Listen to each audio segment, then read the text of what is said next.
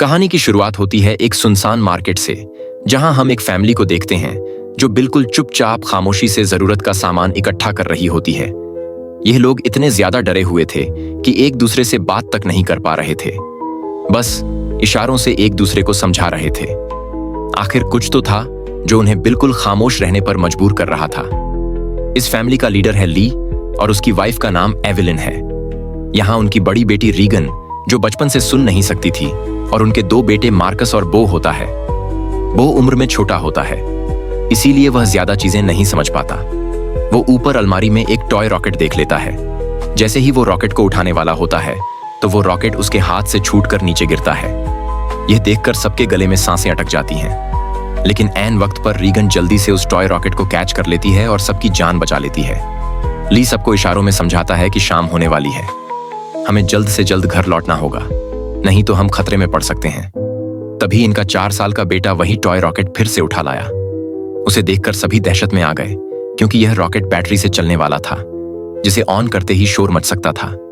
ली अपने बेटे के हाथ से वह रॉकेट लेके उसकी बैटरी निकालकर टेबल पर रख देता है। इसके बाद वह सभी घर के लिए निकलने लगे, लेकिन वो उस रॉकेट को साथ ले जाने की बार बार जिद कर रहा था। इसलिए रीगन चुपके से इस बिना बैटरी वाले रॉकेट को उसके हाथ में थमा देती है और वह भी स्टोर से बाहर आ गई। पर तभी उस बच्चे ने रॉकेट की बैटरियां भी उठा ली। इसके बाद यह चारों लाइन से घर की तरफ निकल पड़े। तब हम देखते हैं कि रोशनियों से चमकने वाला यह शहर कभी गाड़ियों के शोर और इंसानों की भीड़ से भरा रहता, मगर आज यह शहर पूरी तरह से वीरान और सन्नाटे में डूबा हुआ है। यहाँ इंसान तो दूर, बल्कि परिंदों की भी आवाज नहीं सुनाई देती। हर तरफ एक खौफनाक सी खामोशी छाई हुई है। पूरी दुनिया में अब कमतर ही लोग जिंदा बचे हैं, जिनमें यह 5 लोग भी शामिल हैं। यहाँ हम देखते हैं कि उन्होंने लाइन से अपने घर तक रेत बिछाया हुआ है, और यह लोग इस पर नंगे पांव चल रहे थे ताकि कदमों की भी आहट ना हो। वहीं मासूम बो रीगन के पीछे था। वो रॉकेट को लेकर बहुत खुश था। तभी बो ने रॉकेट में बैटरी लगाकर उसे ऑन कर दिया, जिससे उस रॉकेट में म्यूजिक बजने लगा। रीगन सुन नहीं सकती थी, इसलिए आवाज पर उसका ध्यान ही नहीं गया। लेकिन जब ली और एलिन ने उसे सुना तो वह दोनों बहुत ज्यादा घबरा गए। तभी अचानक घने जंगलों के बीच से निकलकर गोली की रफ्तार से भागता एक खौफनाक मॉन्स्टर बो की तरफ बढ़ने लगा। ली जल्दी से खिलौने को बंद करने के लिए बो की तरफ तेजी से दौड़ता है, लेकिन तब तक बहुत देर हो चुकी थी। वो मॉन्स्टर बो को अपने साथ ले गया। उसके बाद हमें 1 साल के बाद का सीन दिखाया जाता है। ली और उसकी फैमिली ने इस हालात में जीना सीख लिया था। ली ने अपने घर में एक रिसर्च रूम बना लिया था, जहां उसने उस मॉन्स्टर के बारे में पूरी जानकारी हासिल कर ली थी। यहाँ हमें पता चलता है कि वह खौफनाक मॉन्स्टर, जो बिल्कुल धीमी सी आवाज को भी कई किलोमीटर दूर से डिटेक्ट कर लेता है। अच्छी बात यह थी कि वह मॉन्स्टर पूरी तरह से अंधे थे, लेकिन उनकी सुनने की ताकत इतनी तेज थी कि वे हवा में जरा सी वाइब्रेशन और धीमी से धीमी आवाज को भी महसूस कर सकते थे। अगर कोई इंसान जोर से सांस भी ले तो उसे भी महसूस करके यह मॉन्स्टर बिजली की रफ्तार से उसकी ओर दौड़ पड़ते थे और उस इंसान को कुछ ही सेकंड में खत्म कर देते थे। साथ ही साथ इन मॉन्स्टर्स की चमड़ी लोहे से भी ज्यादा मजबूत थी, जो उन्हें बंदूक की गोली और किसी भी हथियार से प्रोटेक्ट करती थी। दरअसल आज से 1 साल पहले यह मॉन्स्टर्स स्पेस से आए एक मेट्रॉइड के जरिए इस धरती पर आए। यह मॉन्स्टर्स इतने ज्यादा तेज रफ्तार थे कि कुछ ही वक्त में यह पूरी धरती में फैल गए और इस दुनिया से लगभग सभी इंसानों का नामो निशान मिटा दिया। इन मॉन्स्टर्स से बचने का सिर्फ एक ही तरीका था, और वो था बिल्कुल शांत रहना, जो कि ली और उसकी फैमिली यह रात जान चुके थे। इसलिए उन्होंने खुद की पूरी तरह से सेफ्टी कर ली थी। ली ने अपने घर के चारों तरफ सीसीटीवी कैमरास लगा दिए थे ताकि मॉन्स्टर के आने की खबर उनको लग सके। साथ ही उसने सीढ़ियों और रास्ते में कदम रखने वाली जगह पर एक खास तरह के निशान लगाए थे ताकि उन क्रचर्स को उनकी पैरों की आहट भी ना आ सके। और ली ने अपने घर में एक अंडरग्राउंड बंकर भी बनाया था, जहां यह इन मॉन्स्टर्स पर रिसर्च करता था।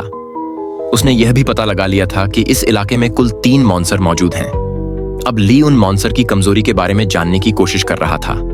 साथ ही साथ ली रेडियो के जरिए पूरी दुनिया में हेल्प का सिग्नल भेज रहा था, लेकिन अब तक उसका किसी से भी कांटेक्ट नहीं हो पाया था। यहाँ हमें पता चलता है कि एलिन प्रेग्नेंट है और जल्द ही वह एक बच्चे को जन्म देने वाली है। अब क्योंकि यह बच्चा पैदा होने पर रोने लगेगा, इसलिए उन्होंने अपने आने वाले बच्चे के लिए एक साउंड प्रूफ बॉक्स बना लिया है, ताकि जब भी अगर बच्चा रोए तो उसके मुंह पर ऑक्सीजन मास्क रखकर उसे उस बॉक्स में छुपा दें, जिससे उस मॉन्स्टर को बच्चे की रोने की आवाज नहीं आएगी। इस मुश्किल हालात में मॉन्स्टर से बचने के लिए रेडी रहना बहुत जरूरी था, लेकिन ली की बड़ी बेटी रेगिन सुन नहीं सकती थी और यह कमी उसके लिए एक बड़ी मुसीबत बन सकती थी। इसलिए ली इसकी इस कमी को दूर करने की कोशिश में था। ली अपनी बेटी रेगिन के लिए एक कॉक्लियर हीइंग एम्पलीफायर बनाता है और ली वो एम्पलीफायर रेगन को दे देता है। लेकिन रेगन इस एम्पलीफायर को लेकर खुश नहीं थी, क्योंकि उसे लगता था कि हमेशा की तरह यह एम्पलीफायर भी काम नहीं करेगा, क्योंकि ली अपनी बेटी रेगन के लिए पहले भी कई एम्पलीफायर बना चुका था। इसलिए रेगन पहले तो इस एम्पलीफायर को गिरा देती है, लेकिन जब वह उस एम्पलीफायर को टेस्ट करती है तो यह एम्पलीफायर काम कर रहा होता है। बाहरी दुनिया की आवाज सुनते ही वह खुशी के मारे रोने लगती है और साथ में रेगन को अपने छोटे भाई की याद भी आती है। रेगन आज भी खुद को अपने भाई की मौत का जिम्मेदार ठहराती है। इससे लगता है कि अगर उस दिन वह अपने भाई को टॉय रॉकेट नहीं देती तो आज उसका भाई जिंदा होता।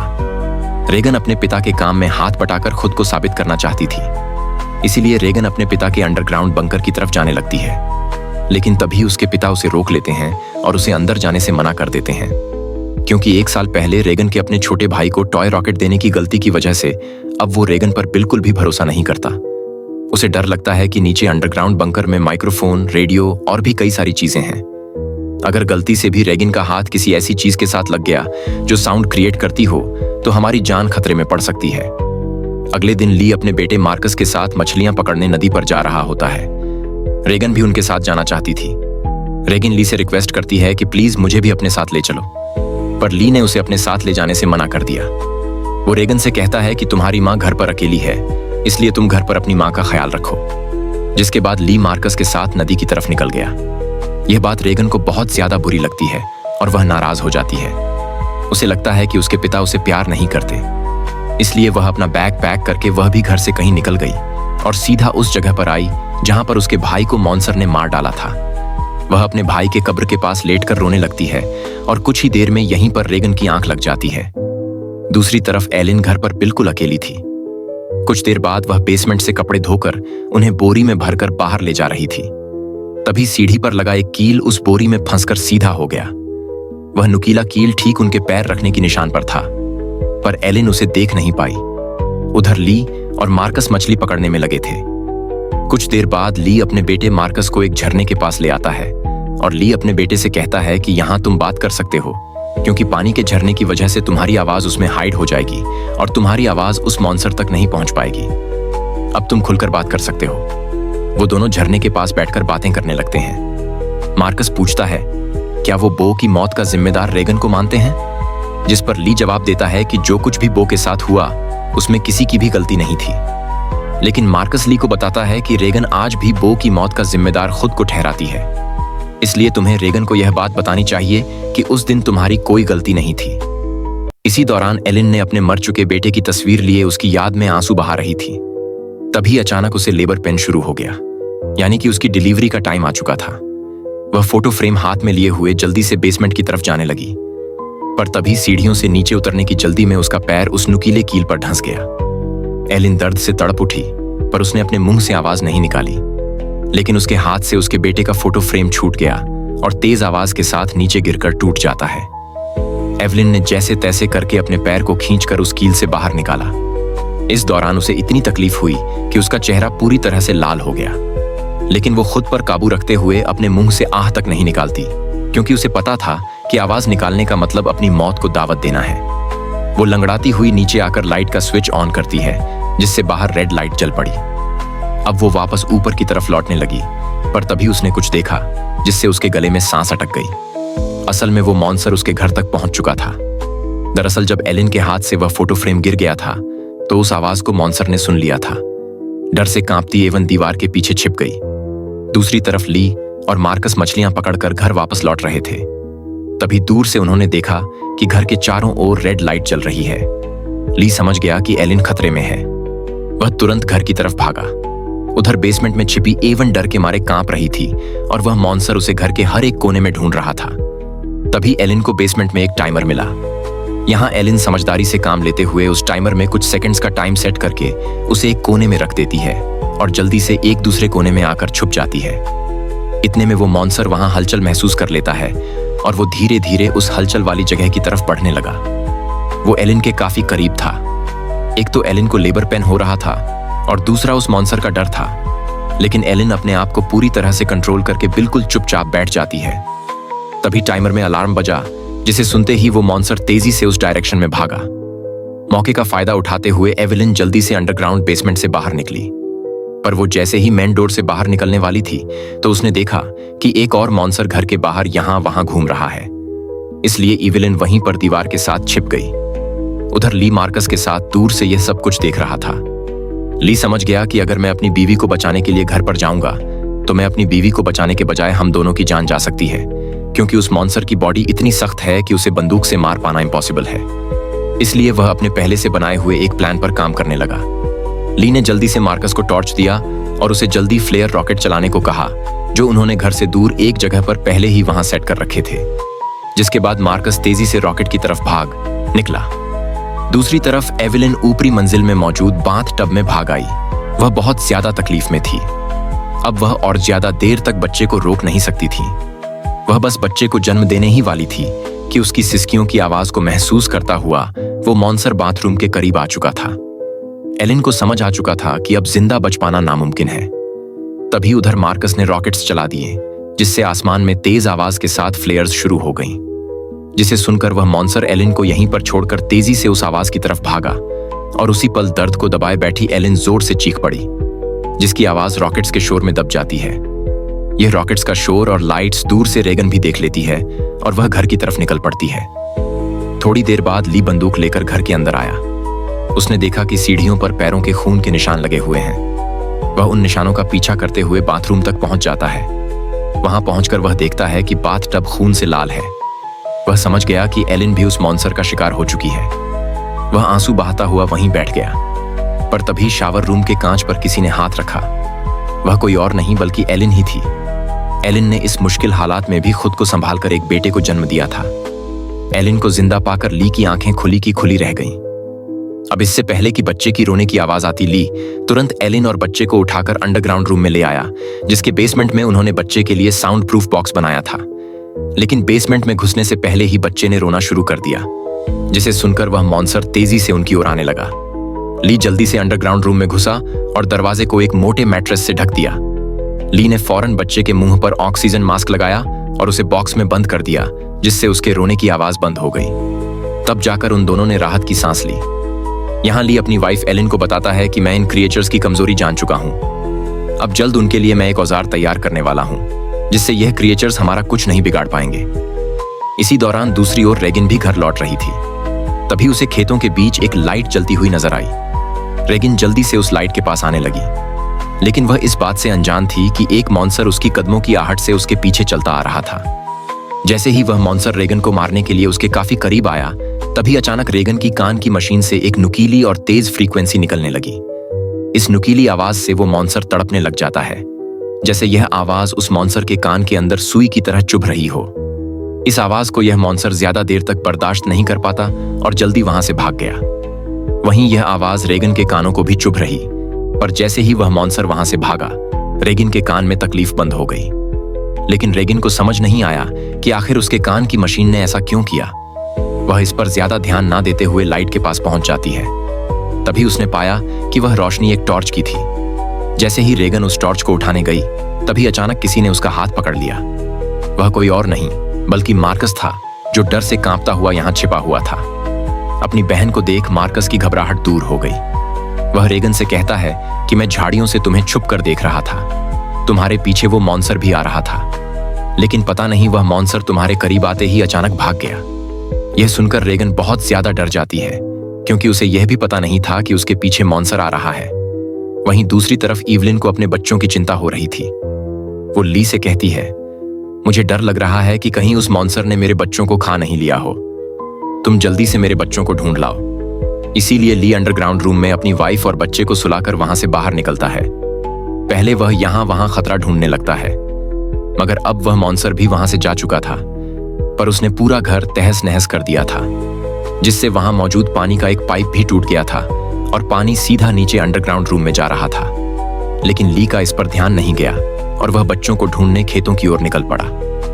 इस दौरान उधर मार्कस और रेगन अनाज रखने वाली टंकी के ऊपर छिपे हुए थे और आग लगा लेते हैं, ताकि इस आग को देखकर उनके पिता यहाँ आ जाए। ली भी अपने बच्चों को यहाँ वहां ढूंढने लगता है। कुछ देर बाद पानी के शोर से एलिन की आंख खुल जाती है। उसने देखा कि पूरा बेसमेंट पानी से भर चुका था। पानी ऊपर से झरने की तरह बहकर नीचे आ रहा था। इतने में एलिन की नजर अपने बच्चे की बॉक्स पर पड़ी। वह बॉक्स खुला हुआ था, पर वहां से बच्चे की जरा सी भी आवाज नहीं आ रही थी। एलिन जैसे ही बॉक्स के पास जाने लगी, तभी उसे बॉक्स के पास ही सामने से एक मॉन्स्टर नजर आया। उसे देखकर एवेलिन बहुत ज्यादा घबरा गई। एलिन को लगा कि शायद मॉन्स्टर ने उसके बच्चे को खा लिया है, क्योंकि एवेलिन को वह बॉक्स तो नजर आ रहा था, लेकिन वह बॉक्स उससे काफी दूर था। इसलिए वह बॉक्स के अंदर देख नहीं सकती थी कि बच्चा अभी भी जिंदा है या फिर मॉन्स्टर ने उसे खा लिया। इसलिए वह धीरे धीरे बॉक्स की तरफ बढ़ने लगी। तभी वह मॉन्स्टर भी पानी में उतर जाता है। लेकिन एलिन जब बॉक्स के करीब पहुंची तो उसने देखा कि उसका बच्चा सही सलामत है। खुशकिस्मती से बच्चे ने आवाज नहीं किया था, जिस वजह से उसकी जान बच गई थी। वह अपने बच्चे को लेकर एक कोने में आकर चुपचाप खड़ी हो गई, पर वह मॉन्स्टर मौत बनकर एलन के पास ही मंडरा रहा था। अगर बच्चे के मुंह से जरा सी भी रोने की आवाज निकलती तो उनकी मौत पक्की थी। दूसरी ओर रेगन और मार्कस अपने पिता का इंतजार करते करते थक चुके थे। रेगन को लगता है कि उनके पिता उन्हें बचाने के लिए नहीं आएंगे। अब वह अकेले ही घर जाना चाहती थी, लेकिन मार्कस को अपने पिता पर पूरा यकीन था। अपनी बहन को जाता देखकर मार्कस उसे रोकने की कोशिश करता है, लेकिन जैसे ही वह अपनी बहन को रोकने के लिए आगे बढ़ता है तो अनाज की टंकी का दरवाजा खुलकर वह उसके अंदर गिर जाता है। गिरते वक्त मार्कस के मुंह से तेज आवाज निकल जाती है, जिसे सुनते ही वह मॉन्स्टर जो एलिन को घर में ढूंढ रहा था, वह फौरन उस आवाज के पीछे भाग पड़ा, जिससे एलिन तो बच गई, लेकिन अब मार्कस की जान खतरे में पड़ गई। अनाज से भरी वह टंकी दलदल की तरह थी, जिसके अंदर फंसा मार्कस बाहर आने के लिए जितना जोर लगा रहा था, उतना ही वह उसके अंदर धंसता जा रहा था। यहाँ रीगन टंकी का दरवाजा तोड़कर उसे नीचे अनाज में फेंक देती है और खुद भी नीचे टंकी में कूद जाती है। मार्कस जैसे ही अनाज में डूबने वाला था, रीगन उसे पकड़कर बाहर निकाल लेती है और यह दोनों दरवाजे के ऊपर बैठ जाते हैं, जिससे उनकी जान बच जाती है। लेकिन इन दोनों की हलचल को मॉन्स्टर ने सुन लिया था, इसलिए वह मॉन्स्टर खेत के रास्ते से तेजी से होते हुए टंकी की तरफ बढ़ता है। ली मॉन्स्टर को तेजी से टंकी की तरफ जाता हुआ देखकर समझ जाता है कि उसके दोनों बच्चे अनाज की टंकी के पास हैं। रीगन ने मार्कस की जान तो बचा ली थी, लेकिन उसका कोई फायदा नहीं होने वाला था, क्योंकि इतने शोर शराबे के बाद मौत का साया तेजी से उनकी तरफ बढ़ रहा था। अगले ही पल वो मॉन्स्टर भी टंकी के अंदर कूद पड़ा। वह उन दोनों को मारने के लिए जैसे ही आगे बढ़ा, तभी रीगन की कान की मशीन से एक बार फिर एक नुकीली आवाज निकलने लगी। यह आवाज उस मॉन्स्टर के लिए बहुत ही ज्यादा पेनफुल होती है, इसलिए वो बिना उन्हें मारे वहां से निकल जाता है। रीगन और मार्कस मौत के मुंह से बाल बाल बच गए और टंकी से बाहर निकल आए। बाहर ली भी उन्हें ढूंढता हुआ आ पहुंचा था। वह अपने बच्चों को सही सलामत देखकर बहुत खुश होता है। इस दौरान एलिन भी यह सब कुछ सीसीटीवी रूम से देख रही थी। तभी ली को पता चलता है कि अभी भी वह मॉन्स्टर यहाँ आसपास है। उसने बच्चों को फौरन सामने मौजूद गाड़ी की ओर भेज दिया और खुद एक कुल्हाड़ी उठाकर आसपास नजरें दौड़ाने लगा, लेकिन वो क्रिएचर ठीक उसके ऊपर होता है। ली जैसे ही पलटकर पीछे देखता है, वो मॉन्स्टर उसे अपने पंजे से मारकर दूर फेंक देता है। अपने पिता को तकलीफ में देखकर मार्कस ली को आवाज देने लगता है। आवाज सुनकर मॉन्स्टर को मार्कस की पोजीशन का भी पता चल जाता है। वो मॉन्स्टर अब मार्कस और रेगन की तरफ बढ़ने लगा, लेकिन तभी एक बार फिर रेगन की कान की मशीन से फ्रीक्वेंसीज निकलने लगी। वह आवाज रेगन को भी चुभ रही थी, इसलिए रेगन ने अपनी कान की मशीन को ही ऑफ कर दिया। लेकिन यह उसकी सबसे बड़ी गलती थी। इस मशीन से जो फ्रीक्वेंसी निकलती थी, वही फ्रीक्वेंसी उस मॉन्स्टर की कमजोरी थी, जिसे वो बिल्कुल भी बर्दाश्त नहीं कर सकता था। लेकिन अनजाने में रीगन ने मशीन को बंद करके अपनी ही मौत को दावत दे दी। अगले ही पल वो मॉन्स्टर कार पर झपट पड़ा और मार्कस तक पहुंचने की कोशिश करने लगा। इसी दौरान उधर ली होश में आ गया। अपने बच्चों को खतरे में देख वह समझ गया था कि मॉन्स्टर से लड़कर वह कभी भी मॉन्स्टर को मार नहीं सकता, इसलिए अब उसे सिर्फ एक ही रास्ता नजर आया। उसने रीगन को इशारों में बताया कि मैं तुमसे बहुत ज्यादा प्यार करता हूं। मैंने तुम्हें कभी भी बो की मौत का जिम्मेदार नहीं ठहराया है और मेरे होते हुए तुम्हें कुछ नहीं हो सकता। जिसके बाद ली जोर से चिल्लाने लगा। उसे सुन वो मॉन्स्टर ली की तरफ दौड़ पड़ा और एक ही झटके में उसे चीर फाड़ कर रख दिया। अपने पिता को मरता हुआ देखकर रीगन को बहुत ज्यादा दुख होता है, क्योंकि पहले उसे लगता था कि उसके पिता उससे प्यार नहीं करते, लेकिन अब उसे रियलाइज हुआ कि वह गलत थी। ली को मारने के बाद वह मॉन्स्टर वहां से चला जाता है। दूसरी तरफ एलिन भी यह सब कुछ सीसीटीवी के जरिए देख रही। तब रेगन उसी वक्त गाड़ी स्टार्ट करके अपने भाई के साथ घर आ पहुंचती है। एलिन ने अपने बच्चों को सही सलामत देखते ही सीने से लगा लिया। तभी एलिन ने देखा कि वो मॉन्स्टर एक बार फिर से उनकी तरफ आ रहा है, जिसके बाद यह लोग जल्दी से घर के अंदर चले जाते हैं, जहां मार्कस और रीगन अपने छोटे भाई को देखते हैं। रीगन देखती है कि उसके फादर उसके कोक्लियर इम्प्लांट के लिए कितनी मेहनत कर रहे थे। अब वह अपने फादर को बहुत ज्यादा मिस करने लगती है। कुछ देर बाद वह मॉन्स्टर उनके घर घुस आया। एलिन यहाँ बंदूक तान कर उसके सामने खड़ी हो गई। एलिन के पास बंदूक तो थी, पर वह जानती थी कि उसकी गोली उस मॉन्स्टर की मोटी खाल का कुछ नहीं बिगाड़ सकती। इसलिए अब उन्हें अपनी मौत अपनी आंखों के सामने नजर आ रही थी। लेकिन जैसे ही यह मॉन्स्टर उन लोगों को मारने के लिए आगे बढ़ा, तभी अचानक रीगन के कान में तकलीफ होने लगी। लेकिन दूसरी तरफ उसने देखा कि वो मॉन्स्टर भी अचानक तड़पने लगा। यानी जैसे ही रीगन के कानों में तकलीफ शुरू हुई, तभी दूसरी तरफ वो मॉन्स्टर भी उससे कई गुना ज्यादा तकलीफ महसूस करने लगा। रीगन समझ जाती है कि उसके कान में लगी मशीन जो उसके पिता ने बनाई थी, उसका इस मॉन्स्टर के साथ कोई कनेक्शन है। तभी रीगन का ध्यान अपने पिता के रिसर्च पर गया, जिससे रीगन को पता चला कि उसके कान के मशीन से निकलने वाली हाई पिच फ्रीक्वेंसी उस मॉन्स्टर की कमजोरी है। रीगन को समझ आ गया था कि जब भी यह मॉन्स्टर मेरे करीब आता तो मेरे कान में तकलीफ होने लगती और यह मॉन्स्टर वहां से भाग जाता, इससे पहले कि यह मॉन्स्टर उन्हें मार देता। रीगन जल्दी से अपने कान में लगे कॉक्लियर इम्प्लांट का पावर और ज्यादा बढ़ा देती है, जिससे निकली हाई फ्रीक्वेंसी साउंड से वो मॉन्स्टर अचानक तड़पने लगा। ऐसा लग रहा था कि जैसे वो हाई फ्रीक्वेंसी साउंड उस मॉन्स्टर के पूरे शरीर में सुइयां चुभा रही हो। यहाँ रीगन की माँ भी समझ जाती है कि यह सारा कमाल कोयर इम्प्लांट का है। लेकिन पावर बढ़ाने से रीगन के कानों में भी और ज्यादा तकलीफ होने लगी। इसीलिए रीगन समझदारी से काम लेते हुए वहां रखे एक माइक्रोफोन के साथ उस कान की मशीन को लगा देती है, जिससे वो फ्रीक्वेंसी साउंड वेव और ज्यादा तेज हो गई। अब तो उस मॉन्स्टर का दर्द से बुरा हाल हो गया और उसकी खोपड़ी का आर्मर अपने आप ही खुलने लगा। आर्मर खुलते ही जैसे ही उसका मुंह नजर आया, तभी एविलिन ने शॉटगन से सीधे उसके मुंह पर ही फायर कर दिया, जिससे उसकी खोपड़ी एकदम गुब्बारे की तरह फट गई और आखिरकार वो मॉन्स्टर मारा गया। हालांकि खतरा अभी टला नहीं था। गोली की आवाज सुनकर उस इलाके में मौजूद बाकी के 2 और मॉन्स्टर भी उनकी ओर आने लगे। लेकिन अब एलिन और रीगन को उन मॉन्स्टर्स की कमजोरी मालूम चल चुकी थी। इसलिए रीगन ने माइक का वॉल्यूम फुल कर दिया और एलिन उन मॉन्स्टर्स को मारने के लिए तैयार हो गई। इसी के साथ यह कहानी खत्म हो जाती है। अगर आपको वीडियो अच्छी लगी हो तो हमारे चैनल को सब्सक्राइब और वीडियो को लाइक जरूर कीजिएगा। और अगर आपको इस मूवी का सेकंड पार्ट चाहिए तो नीचे कमेंट में पार्ट 2 लिखें।